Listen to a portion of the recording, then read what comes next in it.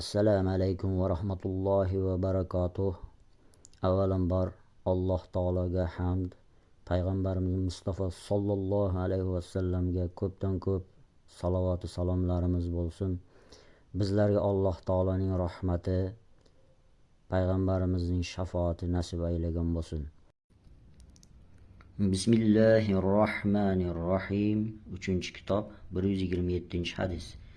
Ali radhiyallohu anhu shunday deydi: odamlarga ular tushunadigan narsalarni gapiringlar.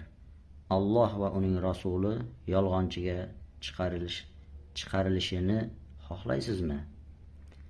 3-kitob 128-hadis. Anas ibn Malik radhiyallohu anhu so'zlab beradi. Nabiy sallallohu alayhi va sallam: ey Muoz ibn Jabal dedilar. Muoz u zotning ulovlariga mingashib olgan edi. Labbayka va sa'dayka, ey Allohning rasuli dedi. Ey Muoz dedilar yana. Labbayka va sa'dayka, ey Allohning rasuli deya 3 marta aytdi.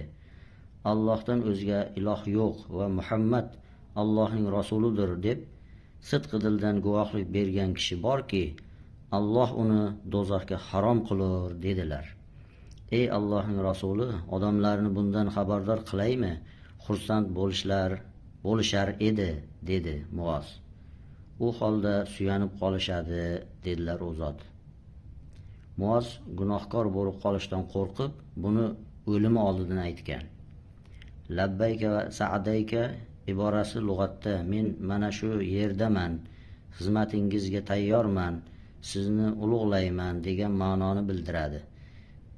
Iste'molda esa o'zbek tilidagi buyuring, amringizga muntazirman degan iboraga to'g'ri keladi.